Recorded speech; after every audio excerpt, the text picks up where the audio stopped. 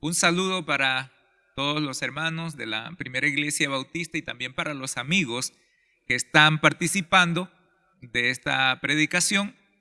Para mí es un gusto poder compartir con ustedes la palabra del Señor, y en esta oportunidad vamos a hablar acerca de cómo sobrevivir a las dificultades glorificando a Dios. Sin duda vivimos tiempos difíciles, vivimos tiempos complicados que han afectado mucho nuestras vidas de diferentes maneras. De hecho, todavía no ha terminado todo el efecto de lo que vivimos en este tiempo, de una manera muy especial, digo, porque problemas han habido siempre, dificultades han habido siempre, han habido complicaciones en la vida, siempre las han habido, pero de manera especial esta envuelve al globo terráqueo, de manera especial envuelve al globo terráqueo completo. Entonces, no hay quien se haya salvado de esto, ¿verdad? Y bueno, ha traído sus consecuencias y sigue trayendo sus consecuencias sobre nuestras vidas.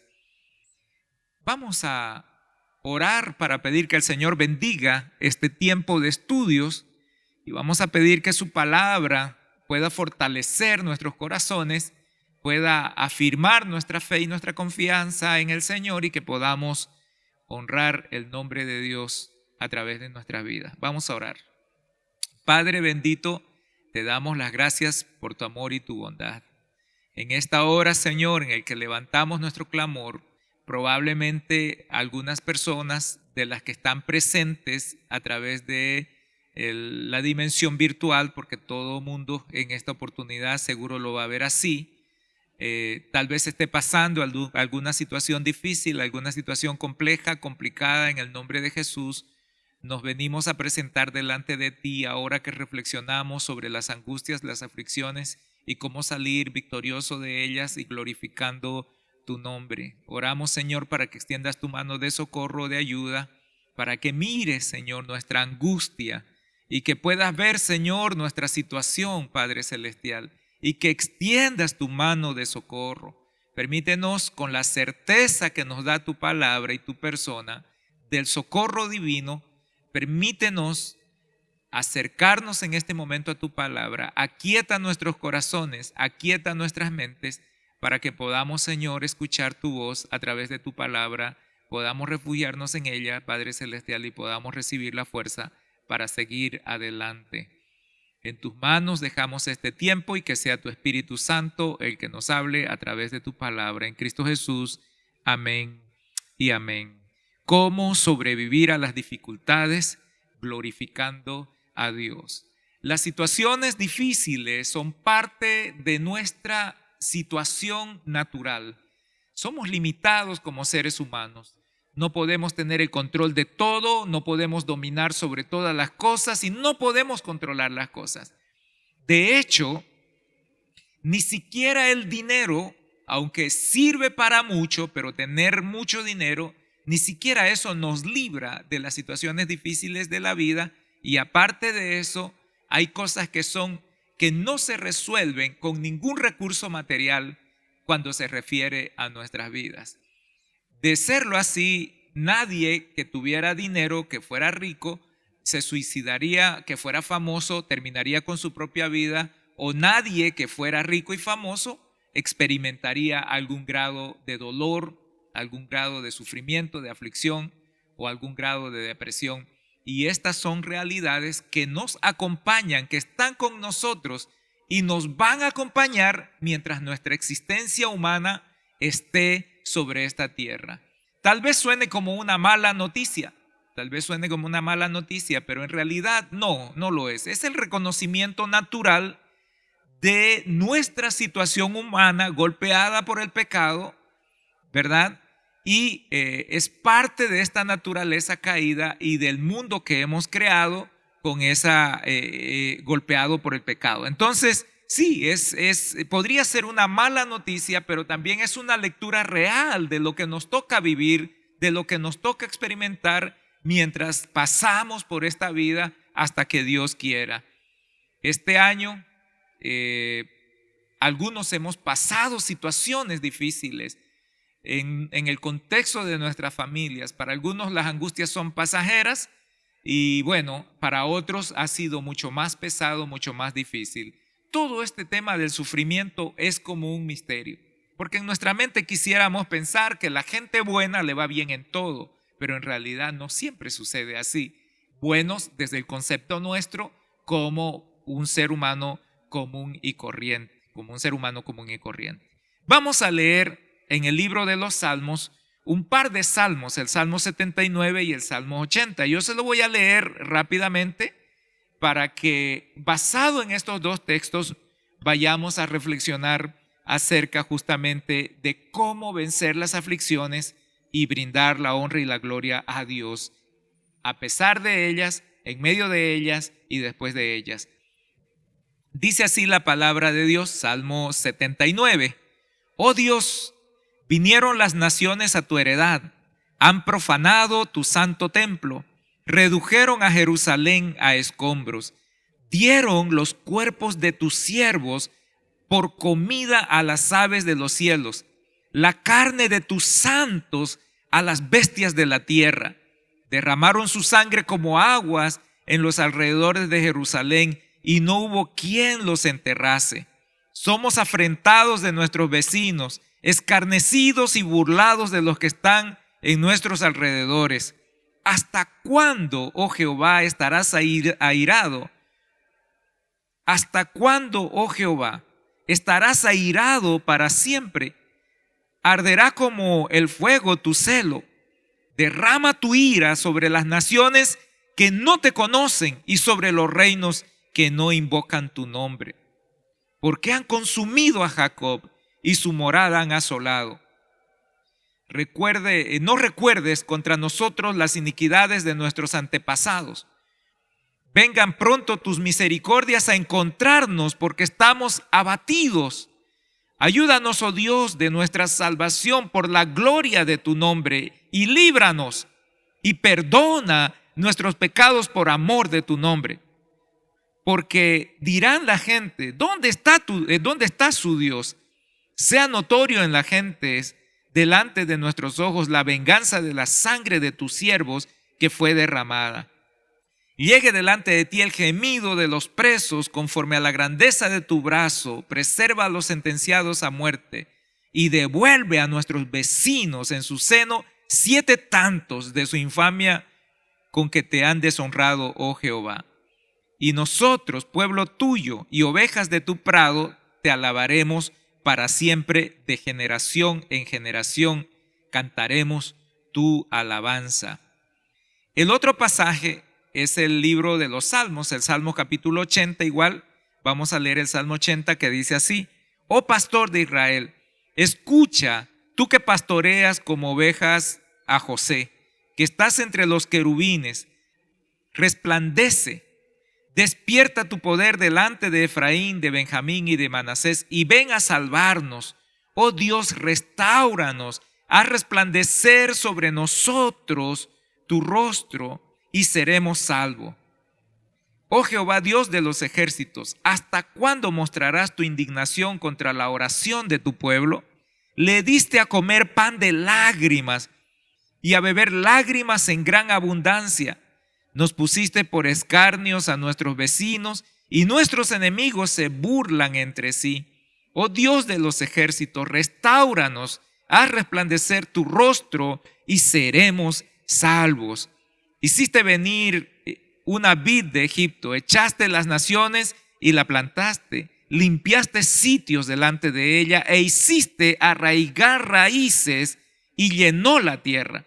Los montes fueron cubiertos de su sombra y con sus sarmientos los cedros de Dios. Extendió su vástago hasta el mar y hasta el río sus renuevos.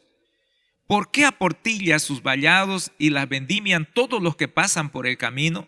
La destroza el puerco montés y la bestia del campo la devora. Oh Dios de los ejércitos, vuelve ahora, mira desde el cielo y considera y visita esta viña. La planta que plantó tu diestra y el renuevo que para ti afirmaste. Quemada a fuego está, asolada, perezcan por la represión de tu rostro. sea tu mano sobre el varón de tu diestra y sobre el hijo del hombre que para ti afirmaste.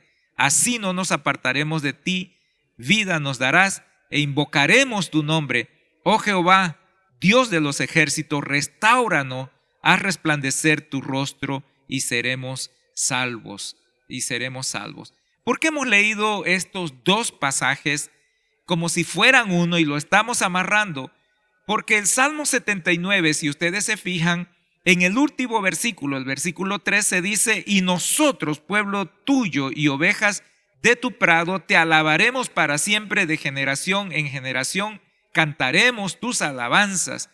Y el versículo 1 del capítulo 80 dice: pastor de Israel, escucha, tú que pastoreas como oveja a José. Es decir, están amarrados ambos pasajes, porque uno termina con la declaración de que Dios es nuestro pastor y el otro comienza con esa afirmación también del pastorado de Dios sobre el pueblo, en este caso de Israel. Esta de aquí, el Salmo 79, refleja profundamente los sentimientos de una persona que se encuentra en sufrimiento, y no solo en sufrimiento, sino que está también en vergüenza, enojo, frustración y rabia. De hecho, los salmos son la parte de las escrituras en que se refleja mucho y muy profundamente las expresiones humanas de temor, de frustración,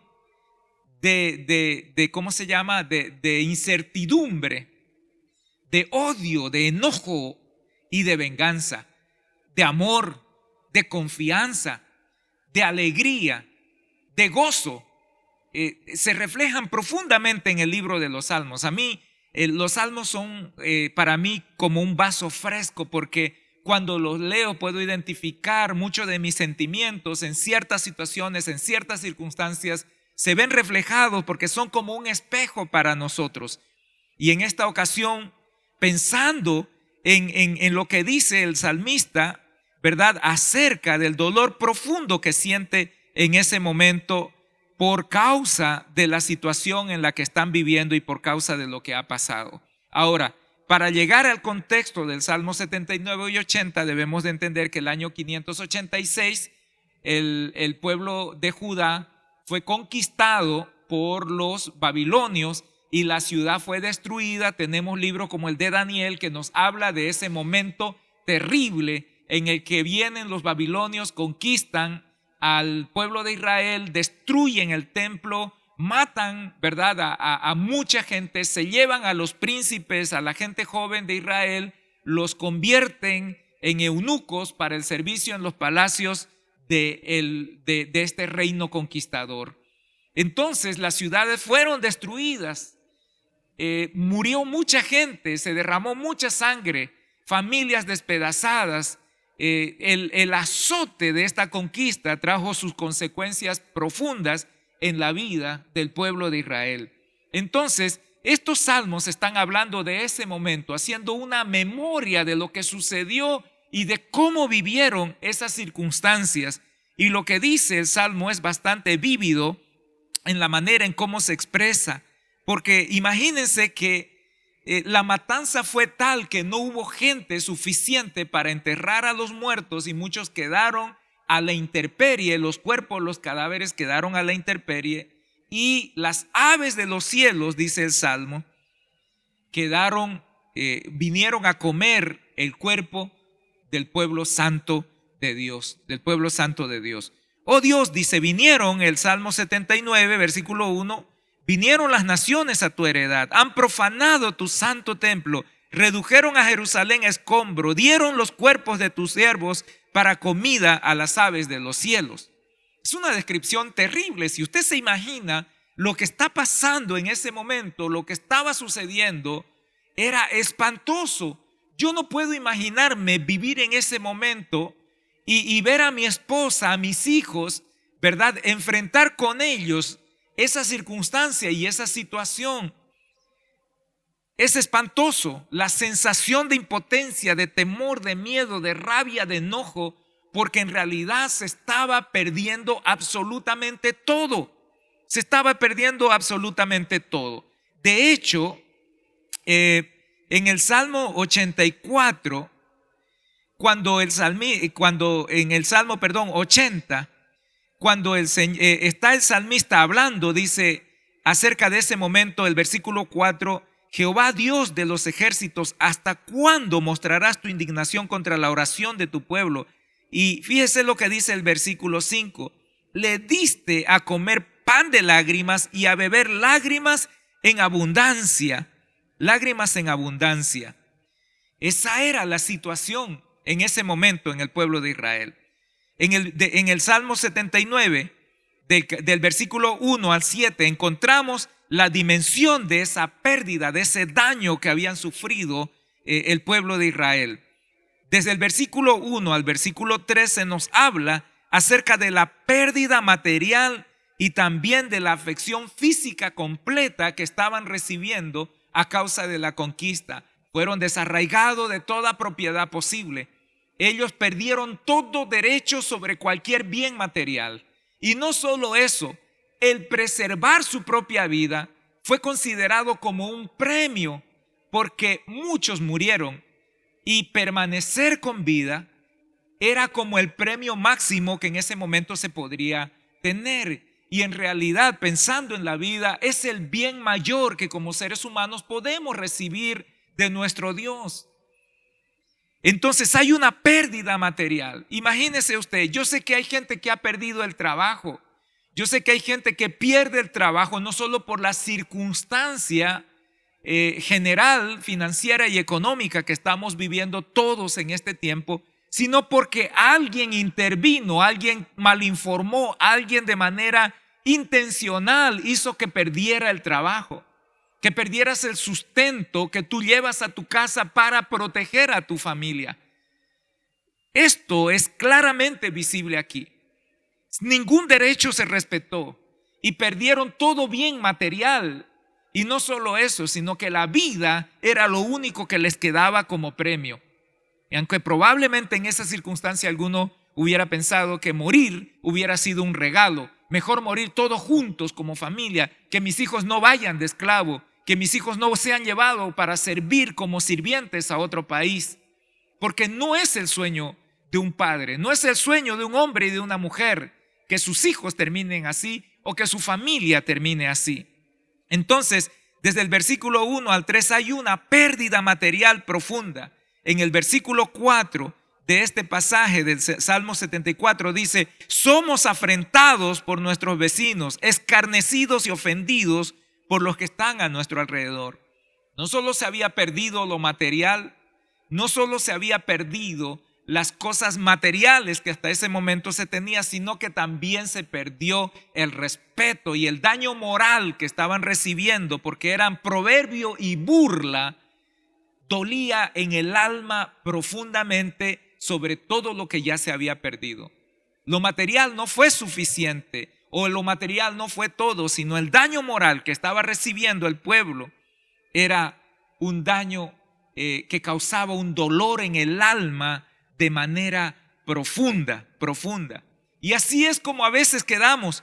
No solo perdemos un trabajo, no solo perdemos el sustento material para nuestra familia, con el que apoyamos nuestra familia, con el que sostenemos nuestra vida, sino que a veces injustamente somos quitados con un daño moral encima, con un daño moral causado por alguien, causado por un compañero envidioso, causado por alguien que quería apropiarse de lo que yo hasta ese momento había logrado en mi carrera profesional o que lo había logrado en mi esfuerzo personal. Hermanos, hay gente envidiosa alrededor de nosotros, deseoso de despojarnos, no solo de lo material, pero de despojarnos de ese carácter moral íntegro, de despojarnos de esa paz y tranquilidad que tenemos, de conducirnos y de vivir conforme al propósito de Dios, honrando y glorificando su nombre. El daño moral, el resultado de la pérdida material, el resultado de la aflicción física, el resultado del daño emocional y moral que recibía el pueblo, en el versículo 5 nos dice algo más todavía acerca de este sufrimiento. Dice: ¿hasta cuándo, oh Jehová, estarás airado para siempre y arderá como fuego tu celo. Es decir, ¿hasta cuándo, Señor, voy a estar así? ¿Hasta cuándo? Y la pregunta ¿hasta cuándo? Encierra una incertidumbre profunda sobre lo que estoy viviendo. En este caso, el salmista se levanta los ojos al cielo y dice: Señor, ¿cuándo va a terminar esto? Sé cuándo entré, sé el momento en que todo esto empezó, pero no tengo ni idea de cuándo va a terminar. Oh, hermanos, hay una canción que hizo una boliviana o un boliviano en Caracas, en Venezuela. Hace muchos años atrás salió como exiliado del país y estando en Caracas escribió una canción que se llama La Caraqueña y dice: no hay mal que dure 100 años, ni cuerpo que lo resista. Pero la incertidumbre viene porque no sabemos hasta cuándo podríamos estar pasando esto. Las angustias, mis queridos hermanos, muchos de nosotros sabemos cuándo llegan, pero no sabemos cuándo se van. Es difícil saber. Y la pregunta del salmista a Dios, que levanta los ojos a los cielos y le pregunta: ¿hasta cuándo, Señor mío? ¿Hasta cuándo? La incertidumbre, hermanos, causa un dolor y una angustia profunda en nuestra salud emocional, porque no sabemos hasta cuándo vamos a estar sufriendo una determinada circunstancia. Y eso es lo que dice el salmista. Entonces, cuando hablamos del sufrimiento, queridos hermanos, pensando en el Salmo, en la descripción que hace el Salmos 79 del versículo 1 al versículo 7, implica pérdida material, implica afección física, pérdida de seres queridos, de familiares. Hay un daño moral porque nos convertimos en burla, y probablemente si usted es creyente o parte del pueblo de Dios como lo era Israel, mucha gente va a decir: ¿dónde está tu Dios? ¿Por qué a vos te pasan esas cosas? ¿Por qué Dios, si te ama, permite? Imagínese que en medio de todo ese dolor, en medio de toda esa angustia, el resultado natural del sufrimiento muchas veces es el enojo, la rabia y el deseo de venganza. En el Salmo 79, versículos 6 y 7, la palabra del Señor dice de la siguiente manera: porque han consumido a Jacob y su morada han destruido. Perdón, voy a leerlo acá. Salmo 79 dice,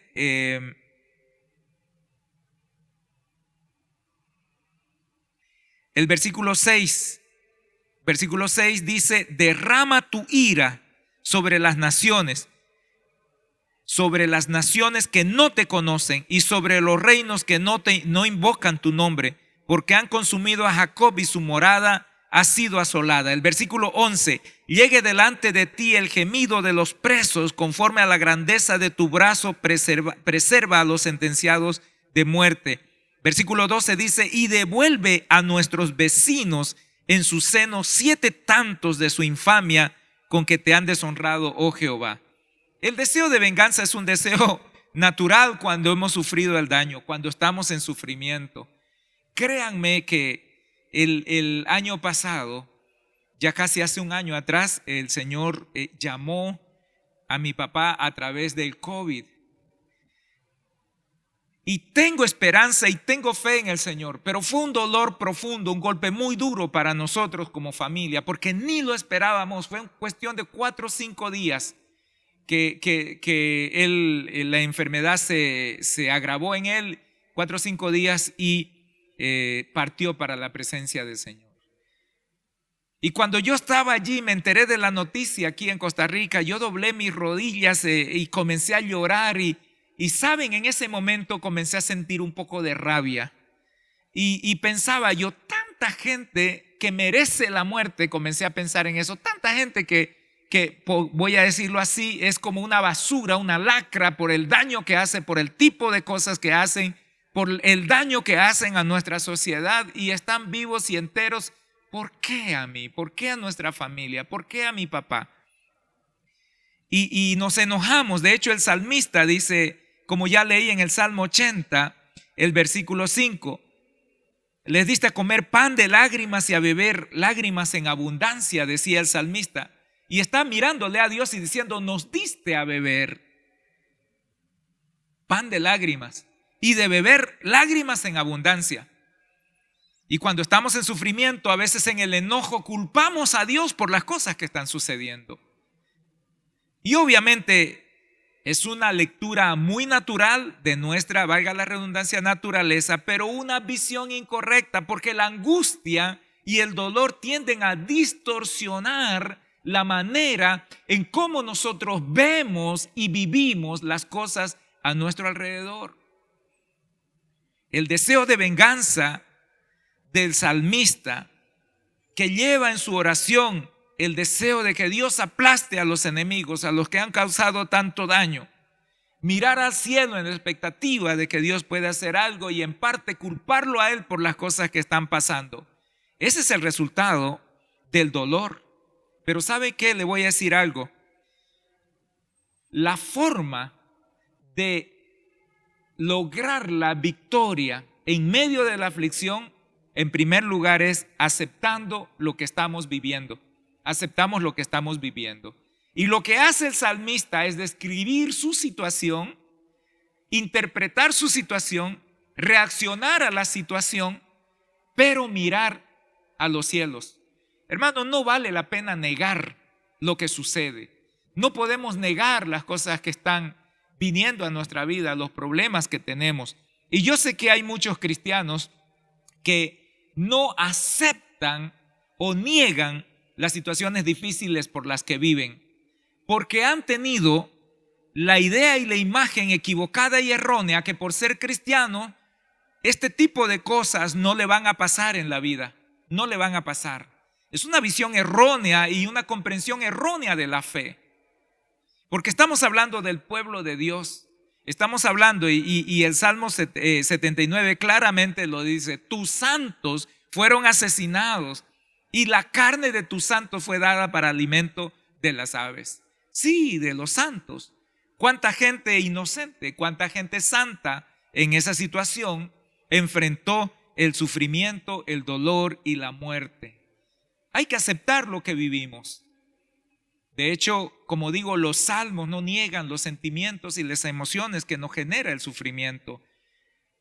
Y este es el resultado de reconocer lo que estamos viviendo. Este es mi momento, esta es mi situación, esta es mi circunstancia. Así me siento hoy. Estas son las emociones que me generan esta situación. De hecho, si está en los salmos es porque Dios no se escandaliza ni niega los sentimientos humanos.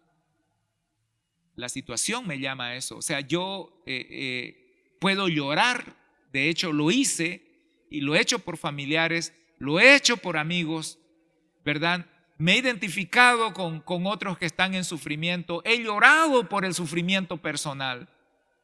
Hace unos años atrás estuvimos en un tercer país, acabábamos de llegar. Teníamos poco de habernos establecido, conociendo gente, haciendo amistades, desarrollándonos en medio de una congregación, ¿verdad? Haciéndonos conocido y conociendo. Y uno de mis hijos se enfermó, hermanos, y nosotros habíamos hecho inversión en la casa a donde nos estábamos acomodando, habíamos comprado cosas para establecernos allí y no teníamos un centavo y mi hijo se puso mal. Y yo lo veía a mi hijo afectado, y no podía responder de manera material, no tenía ni siquiera para el taxi para poder llevarlo a un hospital. Y bueno, después me arreglo, veo cómo le hago. Era espantoso. Y esa noche me puse a orar y comenzamos a pedir que el Señor contenga, a través de su mano contenga la enfermedad, y vi que mi hijo se estabilizó un poco. Y ya me dio un poco de paz y tranquilidad a mí, pero me pasé la noche literalmente orando por él, intercediendo por él, mirando a los cielos y hablando un poco de mi dolor y de mi frustración con Dios por estar con las manos vacías, sintiéndome con las manos amarradas, mirando alrededor y no poder contar en ese momento con nadie ni con nada. Oh, hermanos, el Señor no se asusta de nuestros sentimientos y de nuestras emociones, pero el primer paso de la sanidad y de nuestro grito de victoria viene por reconocer el dolor que nos generan las circunstancias de esta vida.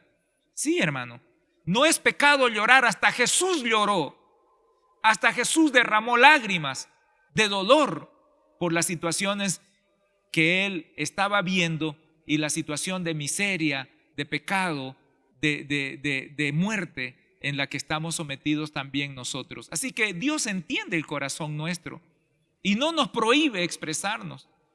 No nos prohíbe expresarnos. Y por eso el libro de los Salmos está allí también, porque nos habla de esos sentimientos profundos del ser humano. Entonces, el primer paso para transformar el dolor en victoria es la aceptación de los problemas.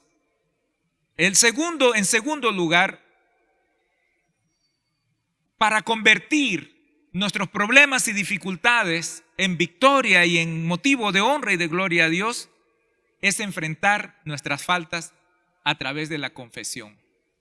Interesante, porque el Salmo 79, el versículo 8 al 10, lo voy a leer, lo que dice 79, 8 y 10, dice así: no recuerdes contra nosotros las iniquidades de nuestros antepasados. Vengan pronto tus misericordias a encontrarnos, porque estamos muy abatidos. Ayúdanos, oh Dios, de nuestra salvación, por la gloria de tu nombre, y líbranos y perdona nuestros pecados por amor de tu nombre. ¿Por qué dirán la gente? ¿Dónde está su Dios?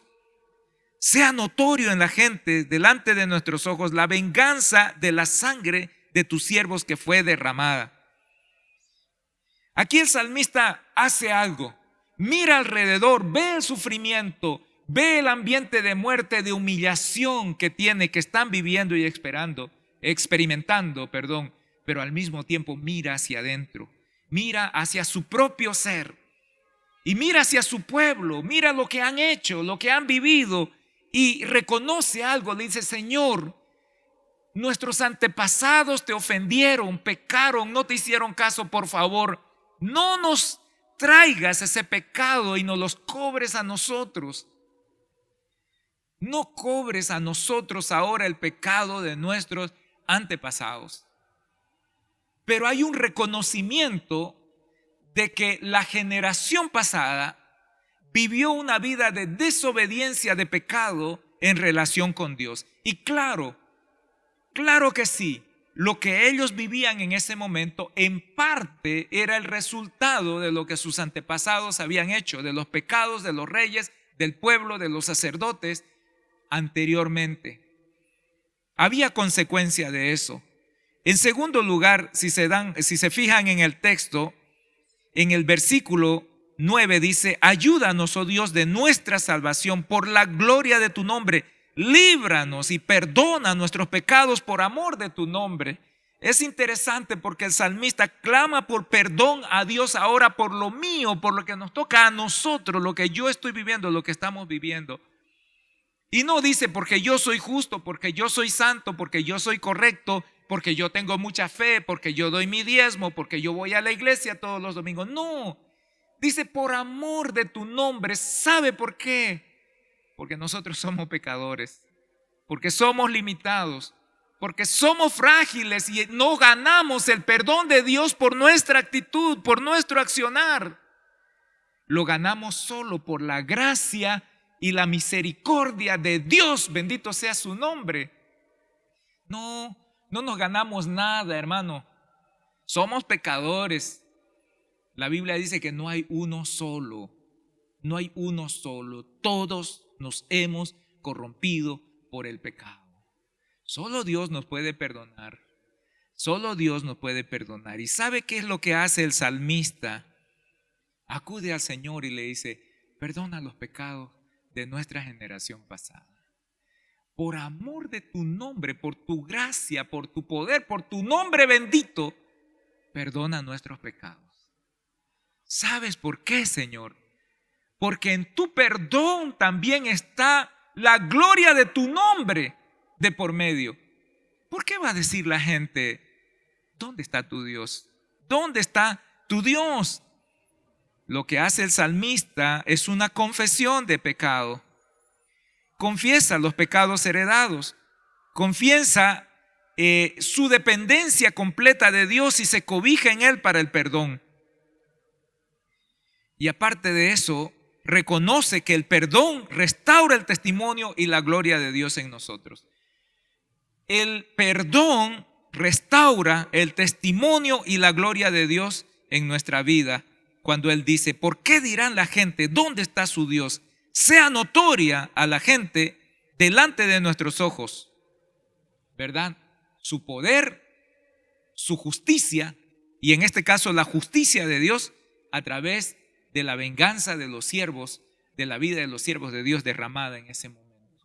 El testimonio de Dios se restaura en nuestra vida a través de la confesión. Hermano, si usted está en pecado, yo no voy a decir que lo que usted sufre, lo que usted vive es por causa del pecado, porque el sufrimiento no solo viene por causa del pecado, también viene para perfeccionarnos a nosotros. Viene para que Dios se manifieste y manifieste su gracia, su poder, su misericordia. Hace unos años atrás, un pastor que conocí, el hermano Felipe, estuvo padeciendo de una enfermedad muy seria en los riñones. Él necesitaba una intervención quirúrgica, un trasplante de riñón, y no tenía el dinero para eso. Y él vivía y trabajaba en una zona rural sobre el río en mi país. Y hermanos, él sufría mucho por el tema ya de los riñones, no se podía sentar, no se podía parar, pero él seguía predicando al Señor. Y en vez de quedarse en la ciudad para buscar la forma de hacerse la cirugía, la operación, decidió volver a su lugar, a su rancho donde tenía la iglesia y donde pastoreaba sobre las orillas del río a un grupo de personas, de hermanos. No los quiso dejar solos, se fue, regresó allá y una noche tuvo una crisis que parecía que se iba a morir. No había a quién acudir, no había quien lo apoye en ese momento, y lo único que hicieron fue levantar sus ojos al cielo y orar al Señor. Y él se va a la cama y pensando que no va a despertar. La esposa, de hecho, no quiso dormir con él, estuvo atenta, estuvo orando, estaba ahí velando en la noche para acompañarlo a él.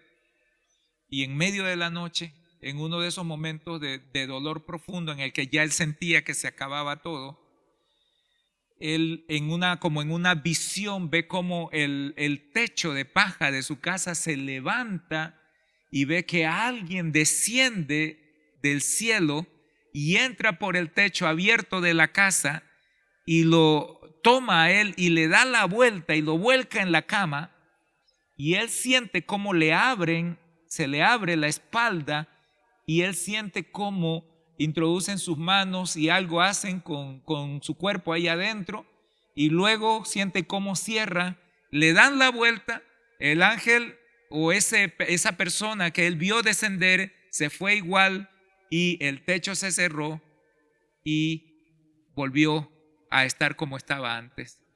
Él pensó que era un sueño, pensó que era una visión, y hermanos, al rato se sentó y lo primero que hizo fue pedir comida porque estaba con mucha hambre.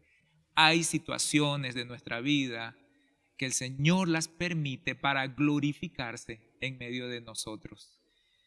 En medio de nosotros. No todo sufrimiento es por el pecado, no todo sufrimiento es porque hicimos algo malo, sino porque Dios tiene un propósito para honrarse y glorificar su nombre a través de nosotros. Y eso es lo que está recordando el salmista. Pero el salmista hace memoria de por si acaso de los pecados. Él sabe que hay pecado. Él sabe que están sufriendo por causa de su desobediencia y por eso pide perdón a Dios por su nombre, por su misericordia, por su bondad, por el testimonio de amor y de gracia que Dios tiene para con su pueblo. Así que, hermanos, la confesión es parte importante de la restauración.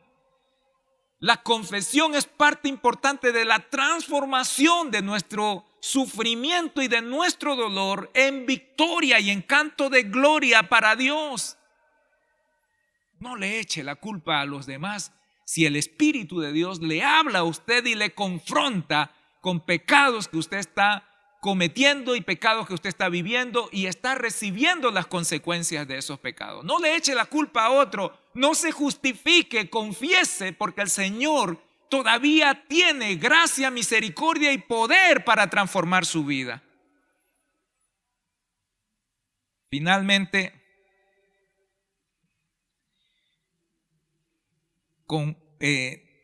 transformamos nuestro dolor, el sufrimiento y la angustia en motivos de honra, gloria y gozo en el Señor cuando nosotros afirmamos nuestra fe y nuestra relación personal con Dios en medio del sufrimiento. Me agrada cómo termina el Salmo 79, el versículo 13, que dice: y nosotros, pueblo tuyo somos, y ovejas de tu prado. Te alabaremos para siempre, de generación en generación cantaremos tus alabanzas. Esa es una declaración de fe. Esa es una declaración de fe. El salmista está diciendo: tú eres nuestro pastor. Y esta situación no es el fin de todo lo que estamos viviendo. ¿Sabes qué, Señor? Te vamos a alabar de generación en generación. Hay una afirmación de fe. Hay una afirmación de fe. ¿Y sabe por qué está esa afirmación de fe en la boca del salmista? Porque él sabe que Dios tiene un propósito para su pueblo. Dios tiene un propósito para su pueblo y tú eres parte de él. Tú eres parte del pueblo de Dios. Y cuando tú afirmas tu relación personal con él,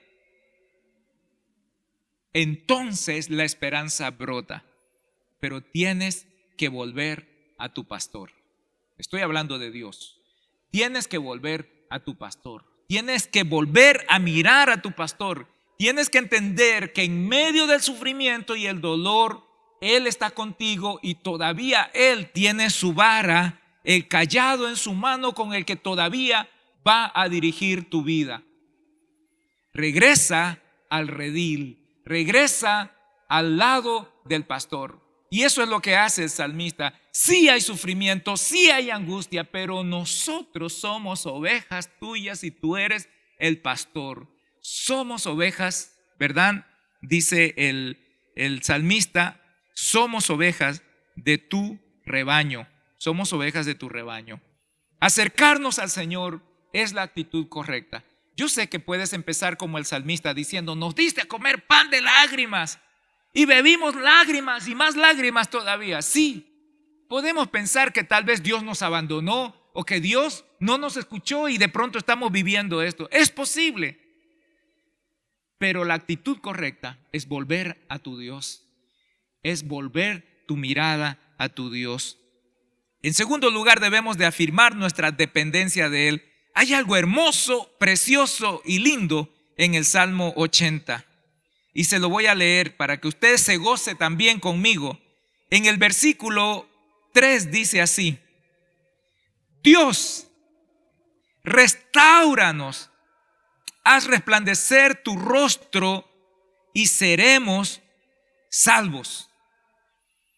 Hay un reconocimiento de que sin Dios no hay solución, no hay salvación, no hay transformación de la situación sin Dios. Y eso es lo que está diciendo este salmo.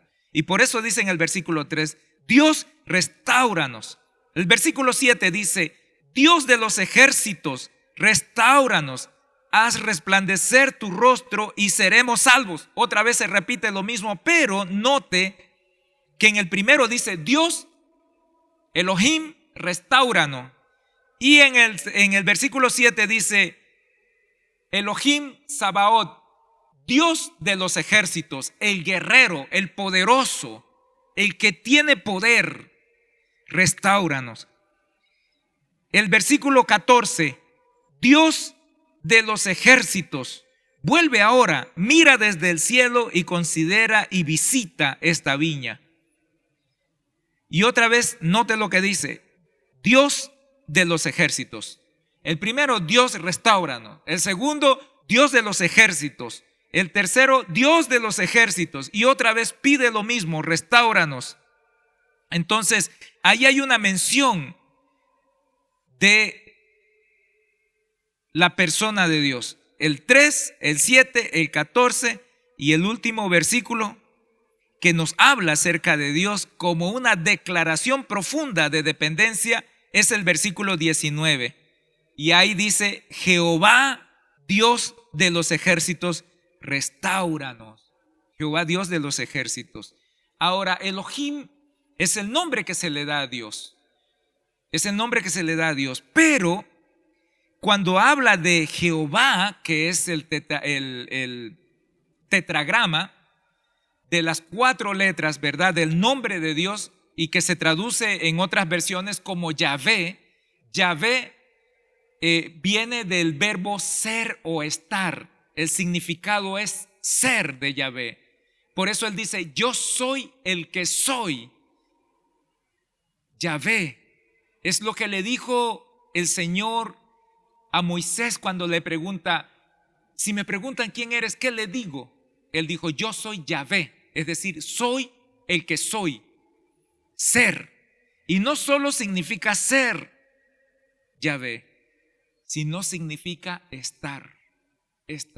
Y eso es lo más maravilloso, porque el Señor en medio del sufrimiento no nos abandona.